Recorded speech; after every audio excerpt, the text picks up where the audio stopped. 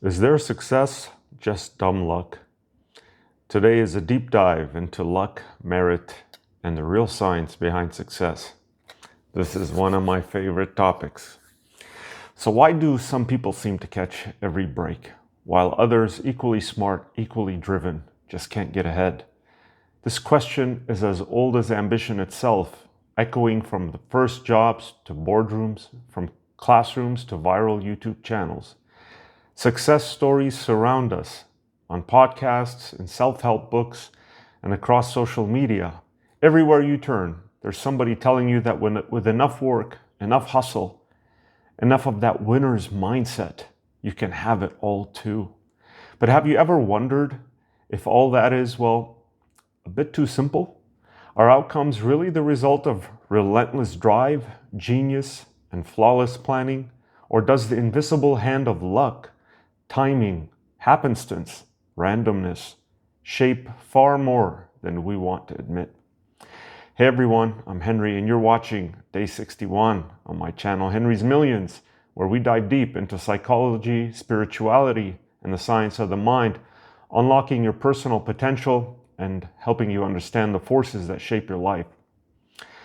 Today, we're diving straight into one of the most uncomfortable but liberating questions in psychology, science, even philosophy.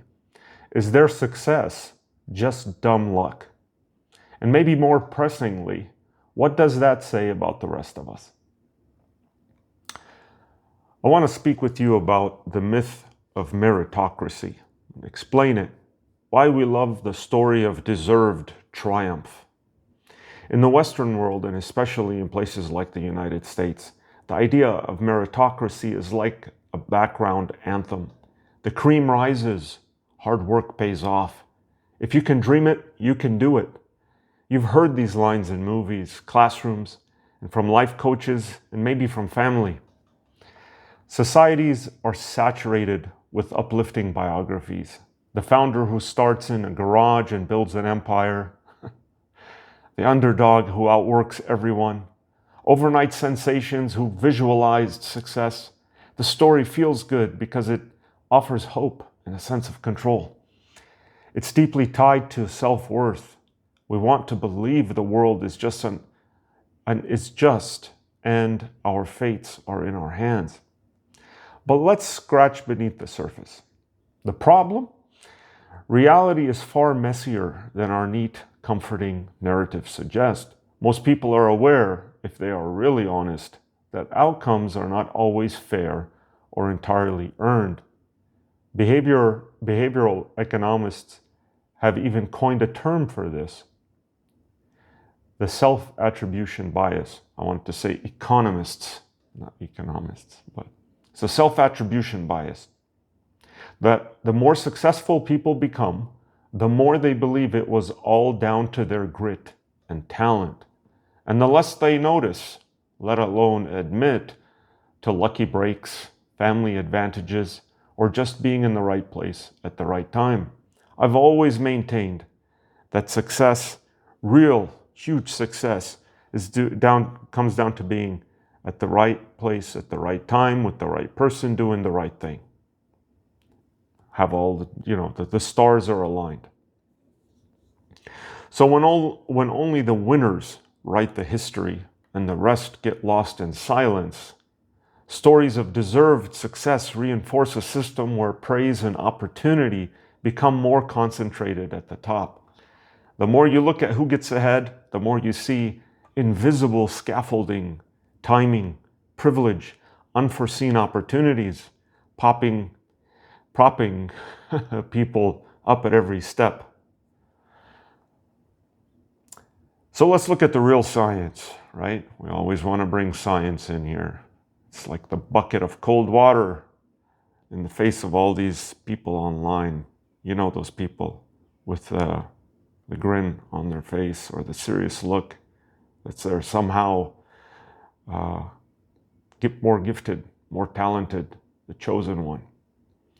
Let's step out of the world of opinion and into real evidence. What do the best studies, those that go beyond anecdotes, really reveal about how people get ahead or fall behind? Let's do that. So there's a groundbreaking piece of research led by researcher Alessandro Pluchino and his colleagues. They called the research paper Talent versus Luck, the role of randomness in success and failure. It took a fresh quantitative approach to this question that we're asking today. So this 2018 computational model, published in Scientific Reports, simulated thousands of virtual actors, each assigned random talent levels, and then exposed to random lucky and unlucky events over simulated lifetimes. So imagine a world where 1,000 individuals, each with varying levels of talent, go about their lives. Some bumping into random lucky events, others encountering setbacks. Nobody starts richer or poorer, same skills, same funds, just different rolls of the dice along the way. Here's the twist. By the end of a simulated 40-year career, success or wealth is wildly unequal, panning out into that classic 80-20 distribution. 20% of the people hold 80% of the resources, except the top tier isn't dominated by the most talented, but by people of average talent who simply stumbled into more lucky events along the way. Look, I think most, if not all of us, have had this. It's the idea. You look around.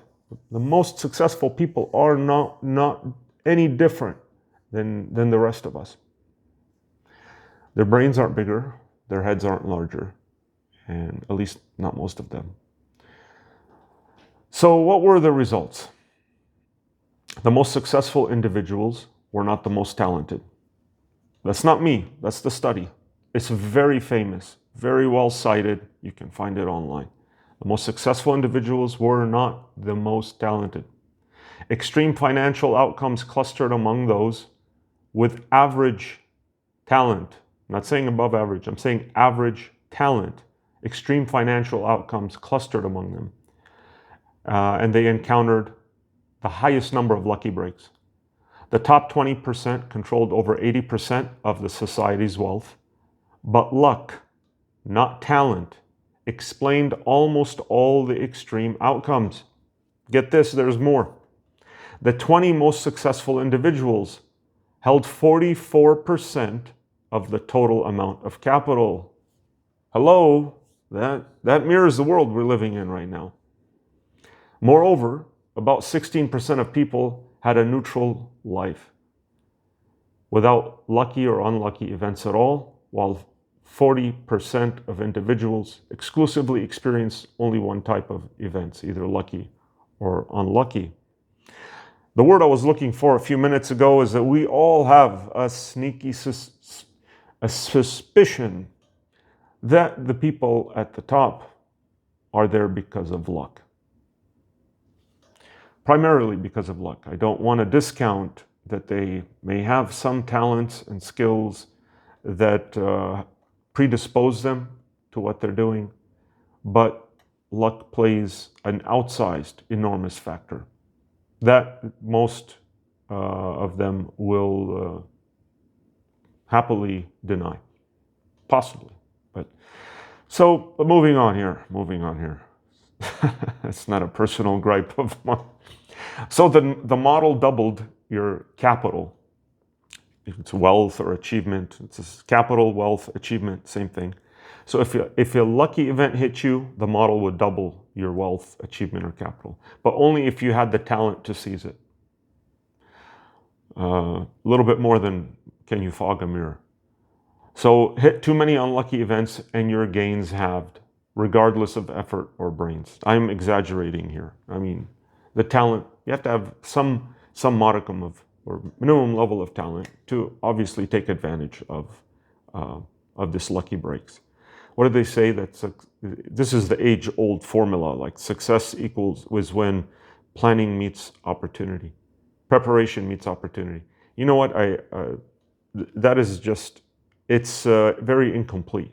What I think they should do is take the planning and opportunity plus opportunity, or preparation plus opportunity, put them in brackets and then have the luck factor multiplying them. That's would make it much more accurate. All right, over thousands of simulated runs, one result kept emerging. The most successful person was almost never the most talented. Let that sink in. Thousands of simulated runs, the major result that kept emerging, the most successful person was almost never the most talented. They were just the luckiest of the reasonably skilled. Go look up the study. It's very, very well done. It's widely cited. Here's what this means. Although talent helps you make the most of breaks and hard work matters, I don't want to discount this stuff. The number and timing of opportunities you get and which setbacks you avoid, they matter more. This finding matches what many of us privately suspect, but often push aside in favor of stories about self-made genius. There was a video I watched a few years ago. Somebody made about Bill Gates, some documentary or whatever, and he was sitting in front of his computer at night, and I know they were fast playing through the frames, and it just showed his eyeballs moving left and right as if he was a superhuman. Just nonsense, absolute nonsense. Nothing against him personally, but just the way that they made him look. Okay. Some more real world, I got tongue-tied here talking about this luck. Real world studies and shocking outcomes. All right, let's bring this out of the computer simulated world and look at what researchers see in reality. So studies have found that the odds of huge career leaps or breakout success do not track strictly with talent. Another point, the probability of hitting it big, for example, publishing a scientific hit, raising venture capital, or climbing to the top in business, depends heavily on timing and circumstance. Yes, timing, you know this, and circumstances. Another point, traits like your last name, your date of birth, and even how easy your name is to pronounce can statistically skew your chances at the top in academia, in business, and beyond that. So it's not that skill is irrelevant. It's that in any field swarming with talented people working hard, just look around you today. There's millions of people working in every single industry, even down to the idea. There just aren't enough top positions for everyone. So those who do rise to the top are very often not the absolute best, but those to whom the most serendipitous breaks happen to flow. Another study, over 200 startups were studied by Bill Gross, I think this is Idea Labs, found that the primary determinant of unicorn success wasn't team or idea, it was timing. Launching at the right moment when the market is primed and the cultural winds are shifting outpaced all other factors. And multi-year data from this startup incubator found something shocking. The single most powerful predictor of a company's unicorn status wasn't the idea, it wasn't the team, or even execution. In business, we say it's like, 98% execution, 2% idea, right? Its own execution. It wasn't even that. Listen up. It was timing. Something founders can influence, but never control completely. Oh, this goes into the face of a lot of popular belief in the business world and in business schools. Like, these are mantras. I mean, we just used to believe that execution is everything. It is not everything. The major component is timing. Companies launching during the right economic moment, during waves of new technology, market expansion, or shifting social habits, vastly outperformed those who arrived early or late, even with similar ideas. And the Harvard Business Review and Forbes analyses confirmed, initial advantages usually set by timing explain a huge portion of who dominates in any competitive field. Similar patterns show up in wealth. in art, science, just about any competitive landscape. The field is not level. The starting line isn't fair. The finish line, even less fair. So why, if this evidence is so compelling, do high achievers and even everyday people keep insisting their outcomes are all about effort, drive, and strategy? The answer lies deep in the ways our minds protect our self-concept and maintain our sense of control. Let's get a take from psychology here, why we cling to personal agency. So why, if this evidence is so compelling, and it is compelling, why do high achievers and even everyday people keep insisting their outcomes are all about effort, drive, and strategy? The answer lies deep in the ways our minds protect our self-concept and maintain our self-control. Psychologists describe several robust tendencies that shape how we attribute our own successes and failures. First, there's the self-serving bias. We naturally claim credit when things go well, but blame setbacks on bad luck or external obstacles, other people. This is particularly strong when social status or money is on the line. And studies show that the more financially or socially successful people become, the more likely they are to see their victories as validation of their skill, not their good fortune. And there's another one here, post hoc rationalization. After the fact, our brains are masters at editing the narrative, foregrounding the hours of hard work, the clever pivots, the vision, while quietly omitting the time a mentor happened to take a chance on us, a family member gave us a crucial loan, or a lucky encounter at just the right moment. So Anna Jenkins and her colleagues at the University of Pennsylvania, they found that as people grow more powerful or wealthy, get this, they become even more entrenched in these personally flattering explanations. Admitting to luck feels like ceding control, endangering their self-esteem. Our minds, hungry for stability and identity, instinctively airbrush out the chaos and randomness that might diminish the glow of accomplishment. But here's the kicker. When winners become convinced of their own merit and forget the role of luck, research indicates they are less likely to support redistribution, empathy, or efforts to help those society leaves behind. It does seem like the wealthy people are the ones that give. I mean, it seems this way. I'd have to look into the statistics, but it just seems that the people that don't have enough are the ones that are the most generous or giving. And the people that have the most are the most selfish. And I don't remember if I maybe touched on that in a video, I think by Eric Fromm. This was a month or two ago. So, all right. The stakes, they're not just personal, they're profoundly social. Now, beyond psychology and economics, philosophers have wrestled with the problem of luck for centuries. Is it right to attribute praise, blame, or resources based solely on results when so much of it is out of our hands?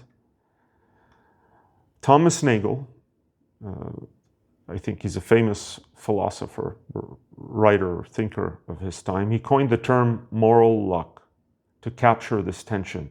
He argues that almost every moral judgment, praise, blame, success, failure, is luck-soaked at some level. Consider these four kinds of luck. He illuminated these four kinds, okay? We have constitutive luck. It's your biological traits and temperament. We have circumstantial luck, the situations and societies that you're born into. We have the resultant luck, the way your actions play out due to chance. And we have the causal luck, the change of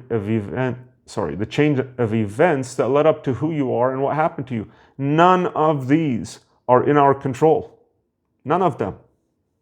You could even argue, and actually if you read this paper or book about this moral luck by Nagel, you'll find in the argument that almost nothing in our life is in our control. That's a talk for another day for all of these free will thinkers.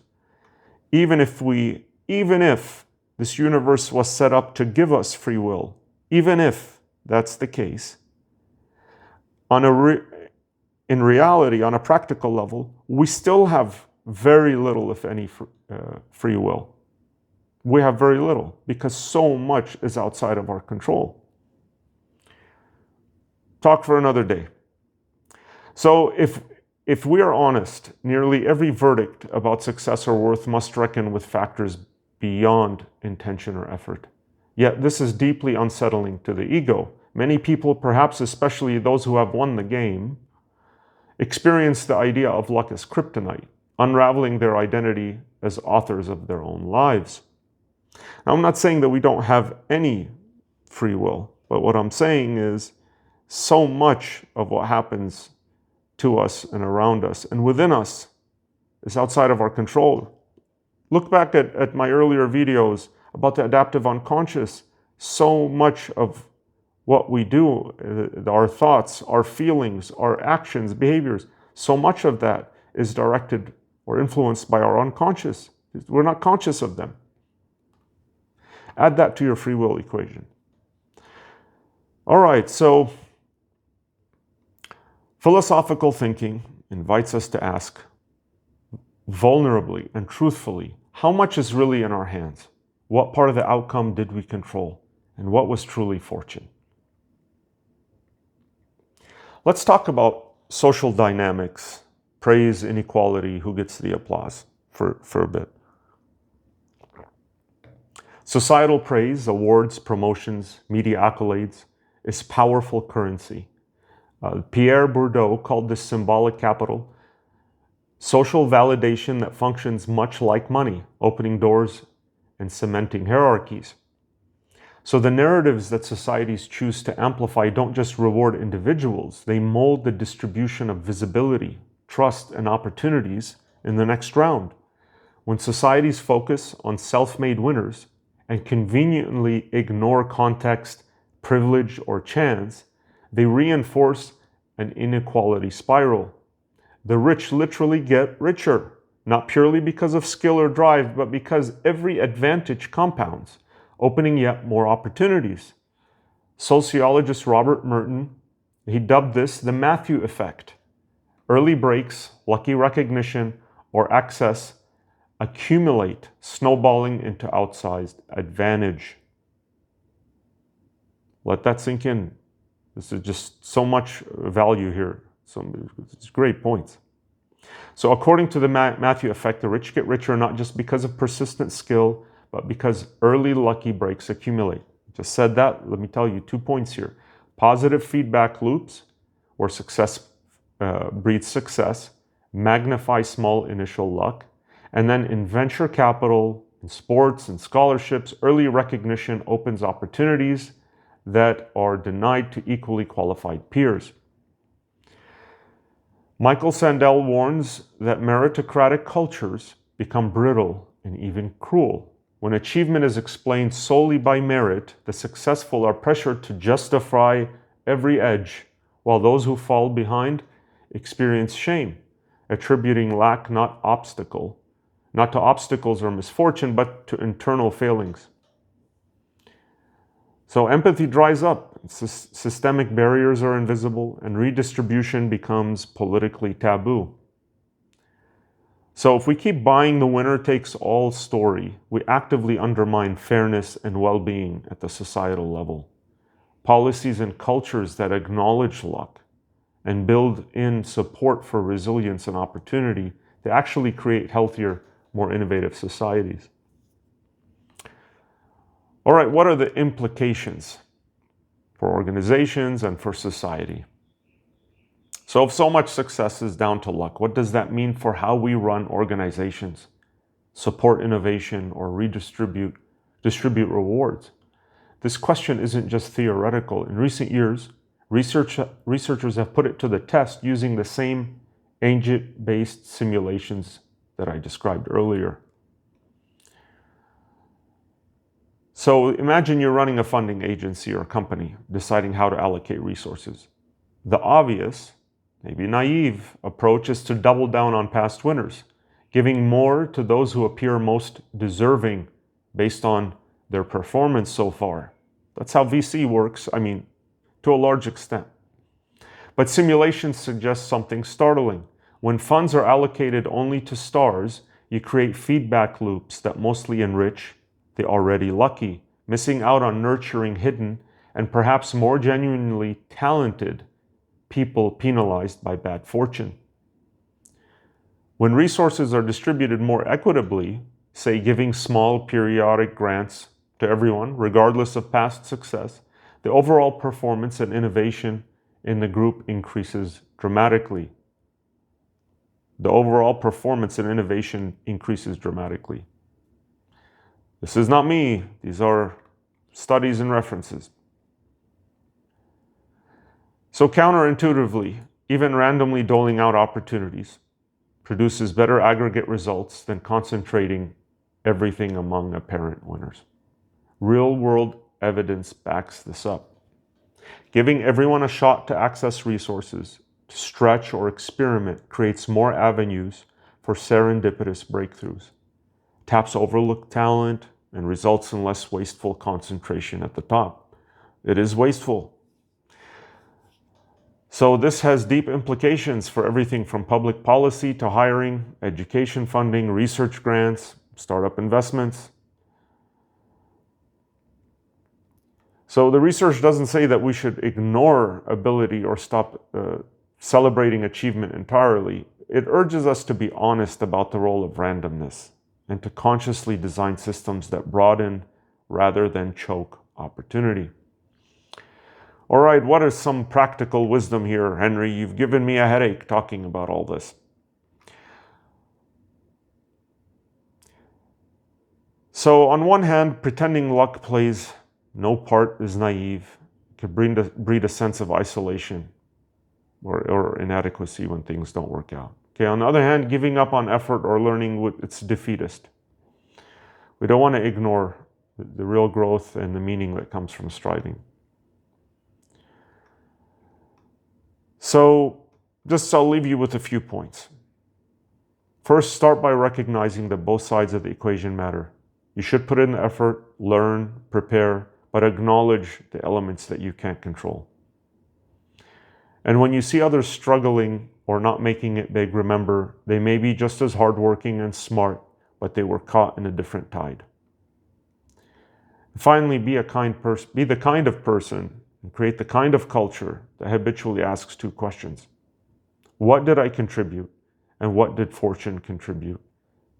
Then go a little further and use your influence to lift up others, to share honest stories, and design spaces where luck is recognized as part of the formula.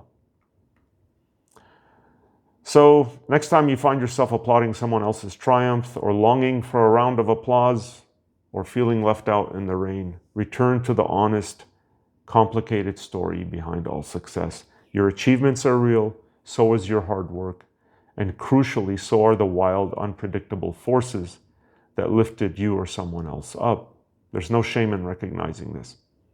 In fact, it's the seeds of wisdom, humility, and the motivation to create fairer, kinder systems for everyone. So YouTube thinks you should watch this next video from my channel based on recommendation that's best for you. Remember to like and subscribe to my channel, Henry's Millions, to be notified of upcoming videos every time.